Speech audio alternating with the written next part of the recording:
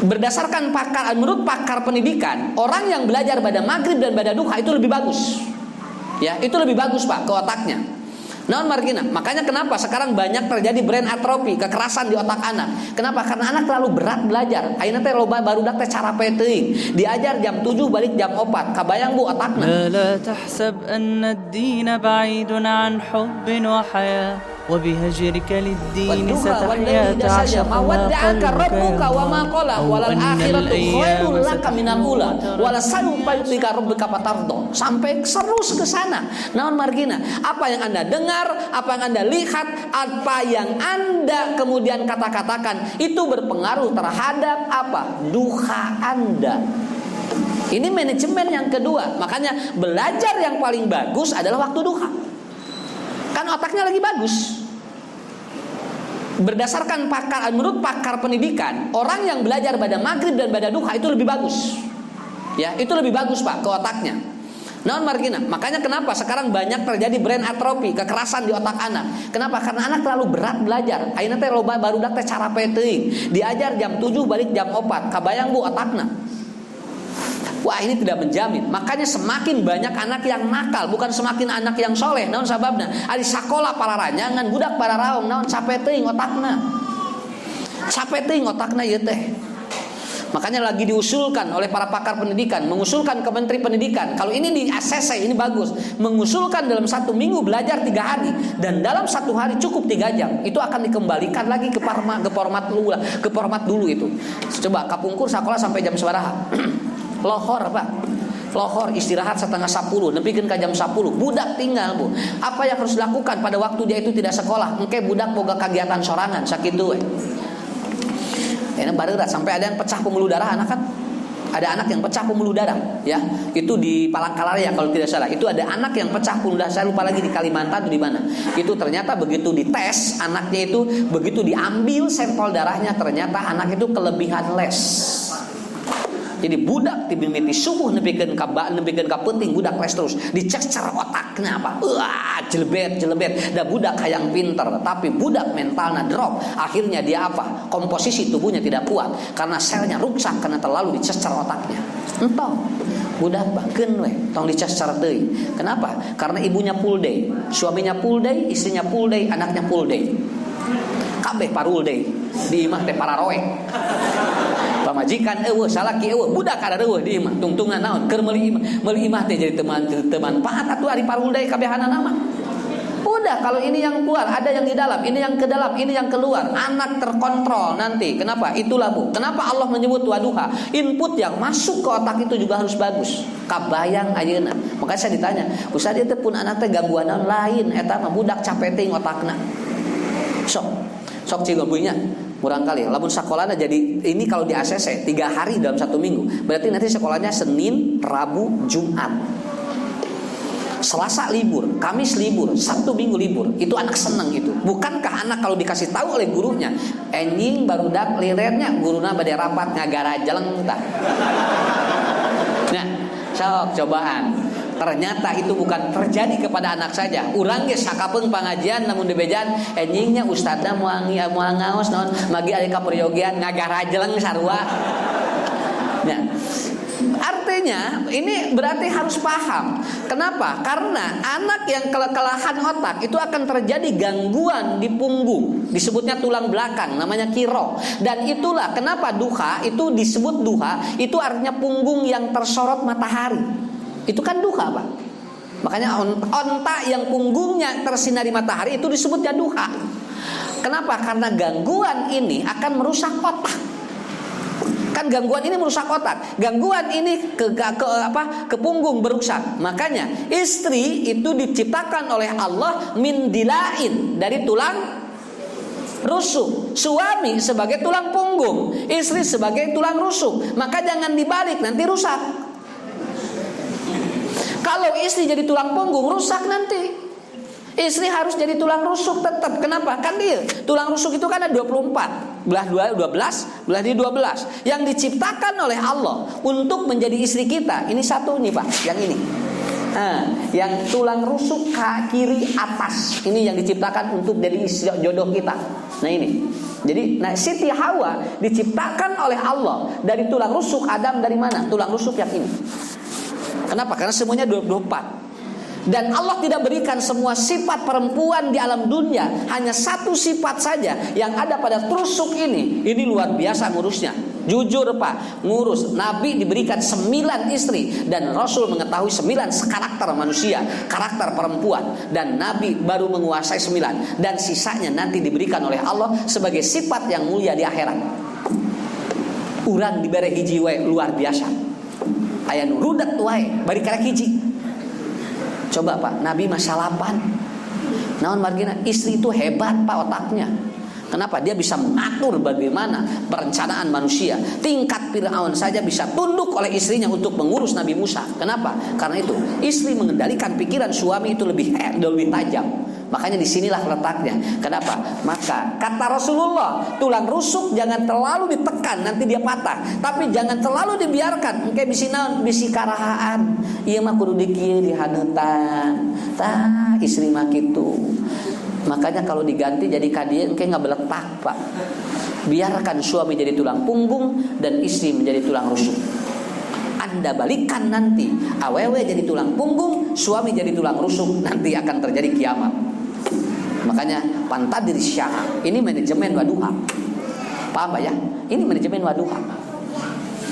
Ya, jadi di waduha diajarkan bagaimana input yang bagus dan bagaimana memposisikan diri untuk siapa yang layak jadi ini, siapa yang layak kali ini. Punten Bu, lamun istrina tahfidz Quran, carogena apalna qul huwallah jeung Anas, boleh enggak suami istri jadi imam? Dan di depan suami enggak boleh. Pak sana bapak di tukang lah da kerek qul huwallah jeung Anas. Mama masa aya geus 30 juta teu meunang. Naon sababna? Karena Anda bukan tulang punggung. Imam itu kan tulang punggung, Pak. Ya. Wayahna ibu S3, salakina SD. Pak, punten. Ya. Pokoknya bapak di tukang. Naon da mamah pan S3. Bapak SD. Mau nggak sholat imaman ku awewenya mah tiasnya rusak atuh engkena. Kenapa? Karena ini komposisinya. Jadi bapak-bapak, ibu-ibu, apa aturannya? Input yang positif di waktu inilah Pak. Di waktu masih fresh otak. Makanya kata Rasulullah, belajar ketika muda itu lebih bagus dibandingkan dengan setelah tua. Artinya, waduha memanage kita melakukan kebaikan ti ayeuna ulah ngadaguan kolot. Sok ti ayeuna kayak ngadaguan kolot mah capek. Jeung baraho deh. Ya, bubar poho, sakinten bubar poho. Ieu nu can bubar geus poho. Ari Ustad bin rangkeun naonnya? Hari biarkeun geus poho deui. Nyata poho. Ari bieu teh Ustad teh awewe lalaki, aya nu poho geura jeung jenis kelamina. Aduh ya Allah ieu nya. Berarti terus ka mana? Wah, ini Bu. Dan nutrisi terbaik dalam Quran untuk orang yang menguatkan otak dan tulang punggungnya adalah apa? Al-ilm, belajar. Tolabul ilmi. Tidak ada nutrisi Bapak Ibu makan nutrisi terbaik, mau itu dari apa, mau dari binatang, mau dari buah-buahan, mau dari sayur, itu tetap tidak menjamin selama tidak dipakai untuk berpikir. Makanya kata Ibnu Sina, maka untuk menghindari kepikunan adalah Anda belajar. Bukan makan ini, tapi belajar adalah untuk apa? Mengurangi pikunan. Makanya Rasul mengajarkan doa kepada kita. Allahumma inni a'udzubika min ilmin la yanfa'u wa min qalbin la yakhsha'u wa min da'watin la yastajaba lahu. Ini Rasul ajarkan kepada kita. Selesai belajar, berdoa itu. Allahumma inni a'udzubika min ilmin la yanfa'u wa min qalbin la yakhsha'u wa min da'watin la yustajaba lahu. Itulah kita Pak. Rasul ajarkan itu. Ya Allah, aku berlindung kepadamu dari ilmu yang tidak bermanfaat. Aku berlindung kepadamu dari hati yang tidak khusyuk. Aku berlindung kepadamu dari doa-doa yang tidak diijabah. Dan itu dilakukan rutinitas. Naon sababna? Sabab aya nu namahan ilmu tapi namahan jauh tina amal soleh. Aya nu namahan ilmu tapi leuwih jauh ti Allah. Berarti dia tidak bisa memanage hidupnya. Salapan ya tong lami teuing pangaosana dugi ka jam salapan nya Bu cekap sakitu alhamdulillah tong lami teuing sana ustaz ngaos mah insyaallah Ustaz Ucu mah tara leuwih ti sajam ngajina. Matak teu kudu ningalian jam. Ya. Jeung teu kudu bararantuk insyaallah. Teu batuk ge beres sakitu lah. Ieu mah geura keur ngaji teh batuk belah dia kos di rumah sakit atuh teh. Ya, insyaallah teu batuk ge beres. Ya. Kenapa? Jangan lebih dari 1 jam. Inilah yang disebut dengan wadduha. Apa ya? Ibu perhatikan waktu duha. Allah pun menggunakan kalimat ataupun papa sumpah wadduha wal laili idza saja ma wadda'aka rabbuka wa ma qala walal akhiratu khairul laka minal ula wala saufa yutika rabbuka fatardo alam yajid kayatiman fa'awa. Sampai terus diulang-ulang oleh Allah kalimat ini untuk menunjukkan berikan input yang terbaik untuk memanage hidup kita lebih baik, karena kita akan menemui sebuah proses wasyamsi wadduha. Ya, mulai. Jadi kieu Bu, bayi, masa anak-anak, mulai wasyamsi ini mulai dewasa. Makanya bahasanya sudah hangat. Wasyamsi itu adalah matahari. Dia mulai hangat. Dia mulai memperbaiki dia atau dia mulai. Ketika dinasihati kadang ditolak, kadang tidak. Kenapa? Karena dia mulai mengerti apa yang disampaikan. Keur budak keneh mah asup kabehanana kana otakna. Tapi begitu dia dewasa tidak Bu. Kenapa? Anak punya apa? Punya penyaring. Apakah ini harus diturut atau tidak? Kenapa? Wasyamsi waduhaha. Artinya bagaimana kita memanage dalam 1 hari. Ini durasi yang sangat panas dalam kehidupan kita. Allah menentukan seperti itu. Kapan wasyamsi waduhaha? Pada waktu sudah lepas duha, kita akan menjelang asar. Disinilah kata Rasulullah pergulakan mati hidupnya seseorang, menentukan kualitas hidup manusia. Itu di wasyamsi. Ada seorang istri di salah satu jurnal di Turki, seorang perempuan yang dia kena kanker payudara dan kanker rahim stadium 4. Kata medis 4 hari lagi meninggal dunia. Ini Pak informasinya. 4 hari lagi meninggal dunia. Kata medis, Bu, persiapan aja. Ibu siap-siap untuk mengalami sebuah proses kejadian dari Tuhan, katanya. Apa? Karena nanti dalam ukuran datanya, ibu itu meninggal 4 hari lagi. Hebat. Orang ini merubah. Ketika ada seorang medis mengatakan seperti itu, dia merubah 180 derajat konsep dan ada dalam pikirannya. Kata dia, saya tidak yakin bahwa mati dengan penyakit ini. Kenapa? Karena mati bukan oleh penyakit, tapi mati karena ajal. Itu artinya merubah mindset 180 derajat. Paham maksud saya? Kan tadi gitu. 4 hari lagi meninggal karena stadium 4. Tapi dia dirubah, kubang ngarobahna. Saya tidak yakin. Kenapa? Karena mati bukan karena penyakit, tapi mati karena ajal. Mulai dia mengatakan begini, saya akan baca Quran 1 hari 1 juz. Kalau saya sampai 4 juz, berarti betul prediksi dokter bahwa saya 4 juz berarti 4 hari. Lalu dia ngomong, saya akan baca per hari 4 juz. Si perempuan ini baca Quran 1 hari 1 juz. 1 hari 1 juz itu 1 jam Pak. Jadi kalau kita baca 1 hari 1 juz itu 1 jam. Itu juga kalau yang lancar bacanya. Anu balelo sigana bisa 2 jam setengah. Anu teu bisa maca nyamoal tamah. Ya. Akhirnya dia baca apa? Dia baca tidak nyandar bacanya, dan dia duduk tanpa alas, dia duduk langsung di lantai dengan satu posisi 1 juz. Yang saya baca satu posisinya itu adalah kalau dia lagi lamun nuju sila sajud, lamun nangunyar sajud. Dia baca dengan teknik seperti itu. 1 hari 1 juz dan tidak berubah dalam 1 juz itu. Dia baca setiap hari. Hari kedua dia baca, hari ketiga, hari keempat. Di hari keempat dia masih ada Pak. Lalu dia mengatakan, aku akan baca lagi di hari kelima. Kalau besok masih bisa baca, berarti ada bonus 1 hari. Baca di hari kelima. Ternyata hari kelima masih ada. Hari keenam baca sampai hari yang ke-30. 30 juz dia tamat. Lalu kemudian 30 juz dia mengatakan, oh berarti Allah masih memberikan usia kepada saya. Lalu dia mengatakan, dan begitu dicek di laboratorium, ternyata kanker semuanya hilang. Dan itu terjadi 2013. Dan 2019 kemarin perempuan ini masih ada. merubah sesuatu dalam konsep wasyamsi waduhaha. Hebat mengatur trek kitu Bu sakedik lain teu percaya ka ilmu ngan ilmu miheulaan takdir Allah teu meunang. Itu kan? Bukan tidak percaya kepada ilmu. Kita juga percaya pada ilmu, tapi ilmu jangan sampai merubah ketetapan dari Allah. Akhirnya apa, Bu? Dia kemudian baca dan dia mengisi seminar di mana-mana. Bagi siapapun yang punya penyakit berat, bagi siapapun yang punya masalah berat katanya, maka pakro Qur'anan, maka bacalah Quran pikulli yaum, pada setiap hari kata dia. Minimal kalau dia bisa mampu 1 ayat 1 juz, bakalah 1 juz 1 hari. Kalau tidak mampu 1 juz, 200 ayat per hari.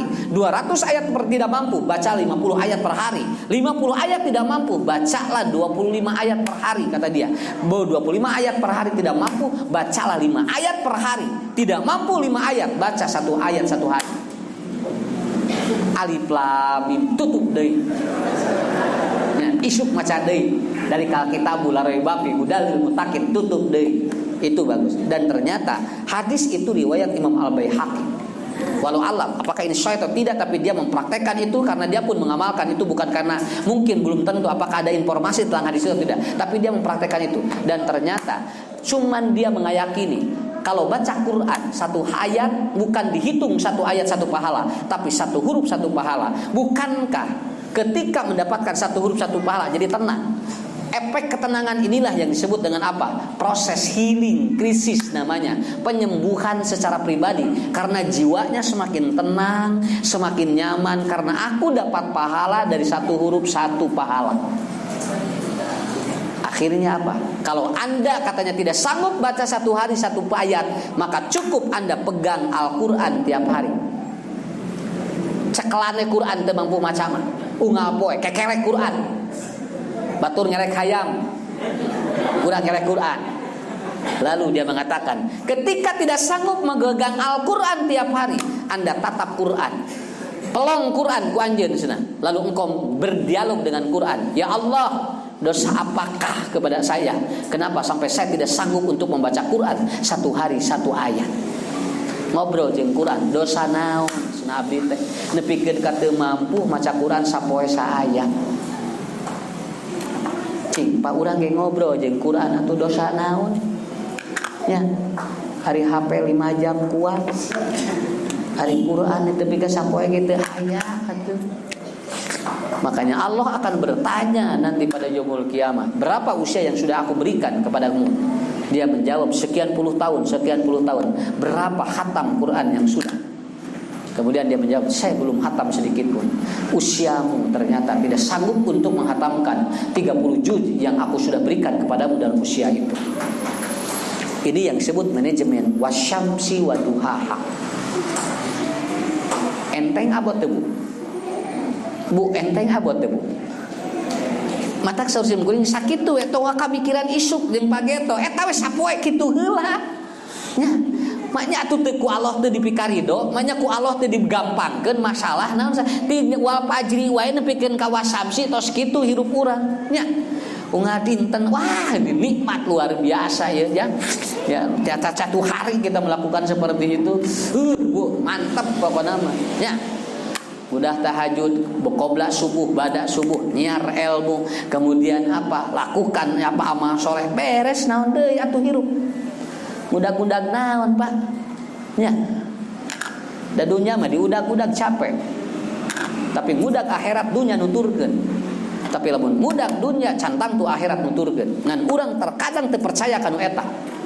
Percayana teh kieu we, kowe udag heula dunya, kumaha kewe akhirat mah. Tungtuna naon? Akhirat teu bisa, dunya teu meunang.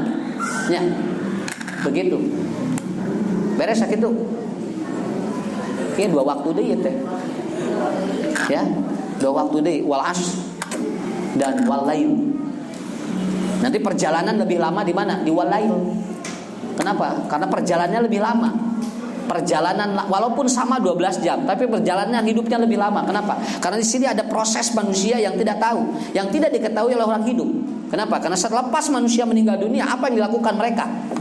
Bapak Ibu apa teh? Lamun jalma maot teh jero keurna naonan? Ya, padahal di sana ada kehidupan yang nanti kehidupannya akan menjawab sebuah pertanyaan-pertanyaan yang luar biasa dari Allah. Makanya yang keempat adalah wal asr. Apa wal asr? Demi waktu asar. Seringkali disebutkan wal asri adalah apa? Limited time. Manusia memiliki waktu terakhir.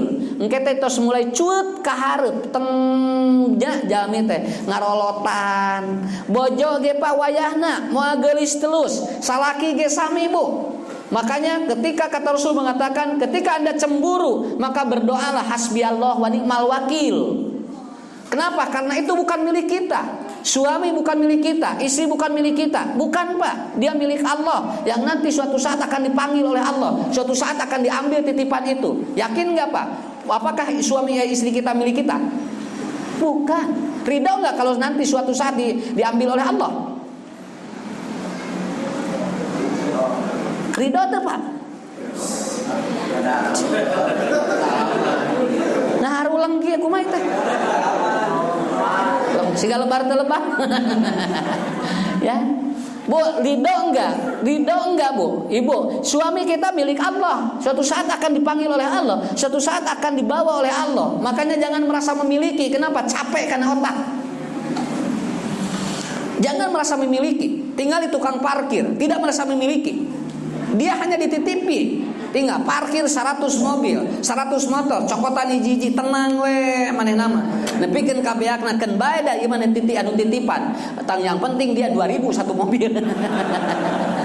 Ya iya, kita juga mau ngejar apa? Coba dititipkan sadayana ge ku Allah. Kita hiji waktu canak beres. Makanya kata Rasulullah, man matat wa zaujuhu radin dakhalatil jannah. Siapa yang istrinya meninggal dunia dan suaminya ridho, maka istri itu dijamin masuk surga. Ridho teu Pak? Lamun bojo ngantunkeun. Lah? Bu, ridho enggak kalau suami meninggal? Nah, beda jawabanana rada. Ya ini kan Nabi, ya hadis Nabi. Jarang siapa yang suaminya meninggal dan isinya ridho, maka suami itu masuk surga. Kenapa? Karena kan di sana kuncinya. Makanya kata Nabi, lamun anjeun cenah cemburu, hasbiyallah wa ni'mal wakil. Kalau Anda sakit hati, biarkan itu mengkiparati dosa Anda. Dan kalau Anda kemudian apa? Ada yang ngomongkeun kagorengan anjeun keun bae, engke pindah dosa urang ka jelema eta. Naon anu rugi hirup atuh Pak? Daya nurugi hirup mah asal dibawa karena positif we. Sapoe wae luar biasa. Sok Bu, tinggalnya cemburu hasbiyallah wa ni'mal wakil. Nyeri hate ngiparatan dosa urang. Semakin sering sakit hati, semakin banyak dosa yang kita ampuni oleh Allah. Begitu aja. Nyeri hate cenah hirup jeung si akang. Loba dosa tu dihampura ku Allah. Sakitu ge beres. Pak sok nyeri hate sakali-kali ku bojo. Nya kan baik ngampura dosa urang, ngiparatan dosa urang teh. Ibu ge sami Bu, sakapeung-kapeung aya lah sok nyeri hate ku salaki, nyeri hate ku mitoha, kan baik ngiparatan dosa. Kana aya nu kieu ustaz abdi nyeri hate ku mitoha, gabrug mitoha. Nah, bilang digabrug, sok mitoha gabrug dan ucapkan terima kasih kepada mitoha Anda. Kenapa?